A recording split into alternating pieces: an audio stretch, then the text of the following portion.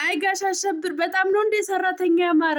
ታዲያ ሰራተኛ ካማረ ዘላለም ያንተ ታዛዥ ሆኜ ልኑር፣ ዘላለም ያንተ አጋዥ ያንተ አክባሪ ሆኜ ልኑር ስትል የነበረችው በወፍ ዜማ ስታዜምልህ የነበረችዋ ውሽሚትህን የት ሄዳለች እንዴ? እንደ ሀሳብ እንደ ሀሳብ የሩታዬ ጥሩ የሆነች ሰራተኛ ለልጅህ ደግሞ ለልዑሌ ጥሩ የሆነች ሞግዚት ይወጣታል። እውነቴን ነው የምላችሁ ቤተሰብ፣ እንደ ሀሳብ እኮ ነው። ስለዚህ ደግፉኝ እናንተ። በቃ ሮቤል ሳይሆን የልጅህን ፓምፐርስ ሊቀይርና የልጅህ ልብስ ሊያጥብ የሚችለው ውሽሚት ናት። በቃ ታዛዥህ ልሁን እስካለችህ ድረስ የሚስትህን ጭምር ታዛዥ መሆን ሰራተኛ መሆን አለባት ማለት ነው። ቤተሰብ ላይክ፣ ሼር፣ ሰብስክራይብ እያደረጋችሁ እስከ መጨረሻው ከኔ ጋር ሁኑ። ሌላው ገነጥልሃለሁ እያለው ነበር። በጣም ነው እንደ ጋሽ አሸብርዬ ሰው መገንጠል ያማረት ማለት ነው። እናንተ እንደ ትላንትና ሰው መገንጠል ቀላል መሆኑን ተረድቼ አላውቅም። ሰው ሊረዳ የማይፈልገው ነገር በቀላሉ ይረዳል። እገነጥልሃለሁ ሲል እኮ በቃ ይሄማ ዶሮ ብቻ ሳይሆን ሰው መገንጠል ራሱ ቀላል መሆኑን ትላንትና ገባኝ። አቤት አቤት አቤት አቤት ቱቱቱ እንዶ ተበርቼ ሰላም።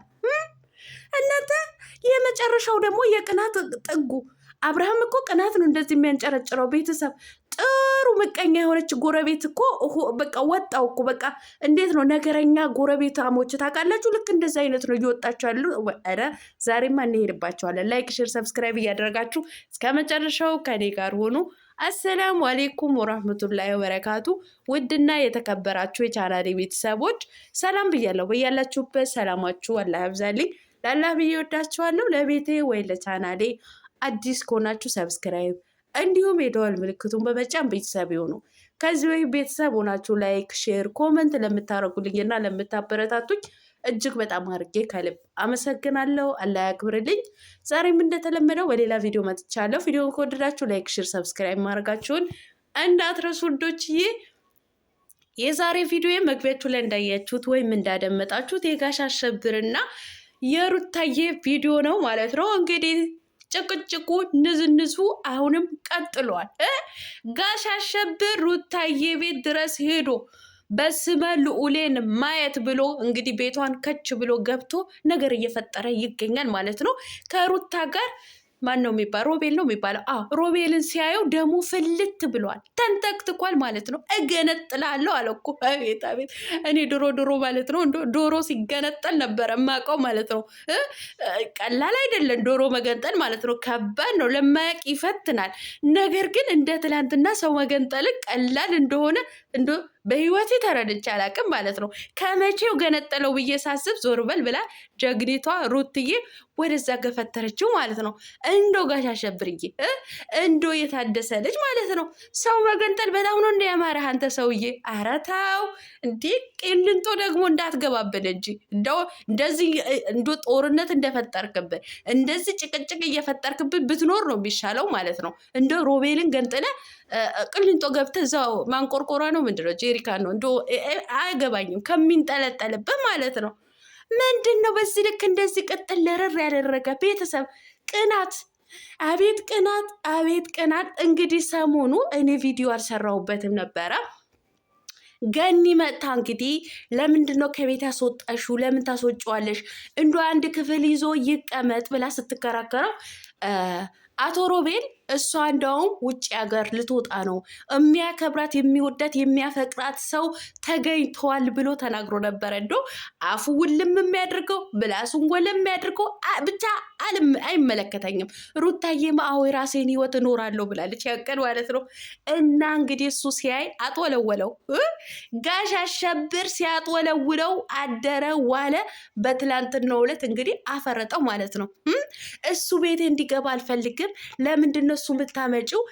ማንም ሰው ቤቴ እንዲገባ ጋሽ አሸብር አንቺም የራስሽ ህይወት እኔም የራሴ ህይወት ተባብላችኋል እኮ። ፊርማው ቀደድኩት አላልክም እንዴ? ታዲያ ምን ይመለከታል? ከማንስ ትኑራ? ሲጀመር እኮ ሮቤል ወንድሟ ነው ዘመዷ ነው ብላችሁ እኮ ነው ያስተዋወቃችሁን ማለት ነው። ስለዚህ ከመቼ ጀምሮ ነው ወንድም ደግሞ የሚቀናበት? በዚህ ልክ ቅናት ምን አስፈለገ ታዲያ? በሩታዬ የምትቀና ነገር ከሆነ እንደ ሩታዬን የምትወደ ያው በስራችሁ ማለት ነው። ያው በስራችሁ ምን አይነት ፋራነሽ እንዳትሉኝ አይደለሁም፣ ይገባኛል። ግን እንደ ስራችሁ ማለት ነው። እንደ ሩታዬ የምትወዳትና የምታከብራት ነገር ከሆነ ቀን ከሄርሜላ ጋር ላይፍህን እየቀጫ ማታ ማታ ከሩታ ጋር የምትጨቃጨቀው ነገር ምንድን ነው? እኛስ ለምንድን ነው ግራ የምታጋባን ማለት ነው? ጉድ እኮ ነው ቤተሰብ። እውነቴን ነው የምላችሁ። ለምንድን ነው የሚመጣው? ለምን ይመጣል? ቤቴ ለምንድን ነው የሚመጣው? እንግዲህ ገኒም ሀሳቧ ቀየረች። እኔ እኮ ለአንተ ነበር እየተከራከርኩልህ የነበረው። አንተ እንደዚህ የምትጨቃጨቅ ነገር ከሆነማ ችግሩ ያለው አንተ ጋር ነው ያለችው ማለት ነው። በዚህ ልክ እኮ ሩታ እኮ እንደፈለግ በሪሞት እኮ ማሽከርከር አትችልም። በሪሞት ልታሽከረክራት የምትችለው ሚስት ስትሆን ብቻ ነው። አሁን ደግሞ ሚስትነቷን አውርደሃል። አንተ ከውሽሚት ጋር እንደፈለግ እየሆንክ ነው። ስለዚህ እዛው ውሽሚትን እንደፈለግ እንደ ፍጥርጥርህ እዛ አውጣት ማለት ነው። ጉድ እኮ ነው። ሌላው ምንድን ነው ያለው? ለልጅም እንትን ያስፈልገዋል፣ የቤታችንም ስራ ይሰራል፣ ልብስም ይጠብልን። የልጅን ፓምፐርስ ስትቀይሬ አስለምጂው። በጣም ነው እንደ ሰራተኛ ለመቅጠር ያማረ።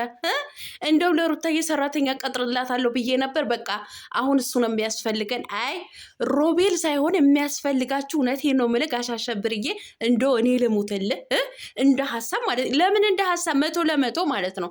በቃ አሁን ሰራተኛ መቅጠር ሌላ ሰራተኛ ሳይሆን ዘላለሜ ያንተ አገልጋይ ልሁን ያለችዋ ሴትዮ እንድታገለግለ አንተንም ሩታዬንም በቃ ለሩታዬ ምርጥ ታዛዧ ሰራተኛዋ ነው ልትሆን የምትችለው ውሽሚት ማለት ነው። በቃ ታዛዥ ልሁን እስካለች ድረስ ልዑሌንም ፓምፐርሱን ትቀይር፣ ልብሱንን ትጠብለት፣ የሩታዬንም አንዳንዴ አስፈላጊን ከሆነ በቃ ማስያጅ ታድርጋት፣ እግሯ እጇን እያሻሸች ማለት ነው። እውነቴን ነው። አረውን እንዴ ታዛዥ ልሆንልህ አለችህ እኮ በቃ እንዴ ሞግዚትነት በቃ በሷ ነው የሚያምረው። ወንድ ልጅ ሞግዚት አይሆንም እንዴ ፓምፐርስ አይቀይርም። የልጅ ፓምፐርስ አይቀይርም።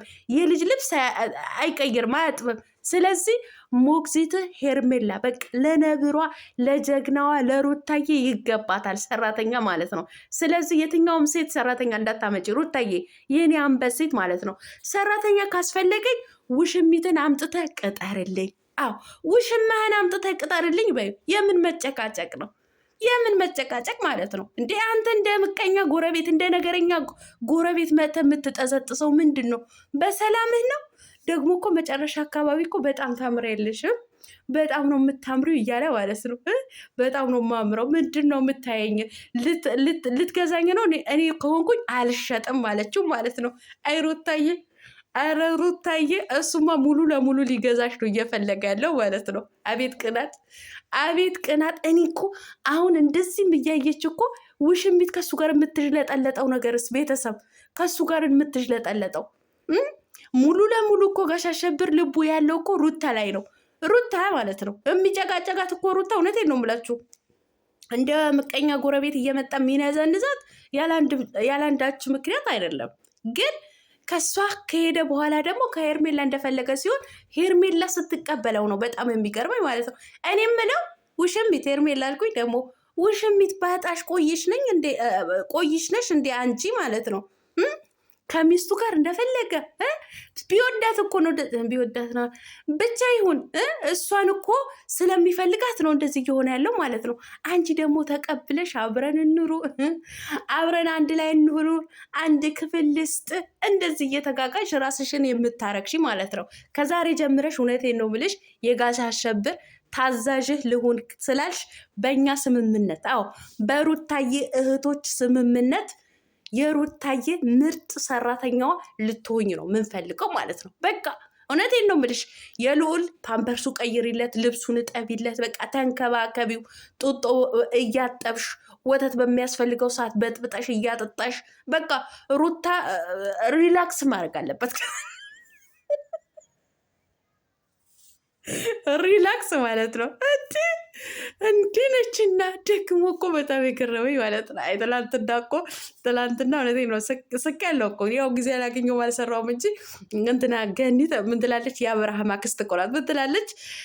ሮቤልን ነካ ማለት እኔንም ቤተሰባችንም ነካ ማለት ነው አለ። በጣም ነው እንደ ቤተሰብሽ የነካ በጣም ነው እንደ የእህትሽ ልጅ የሆነው ሮቤል ማለት ነው።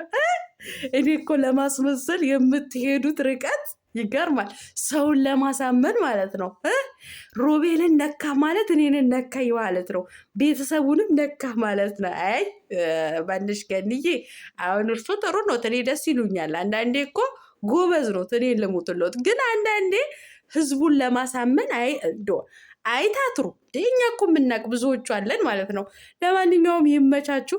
ሩታዬ የኔ ጀግና የኔ አንበሲት ማለት ነው። አስወጣችሁ፣ ገፍትራ አስወጣችሁ።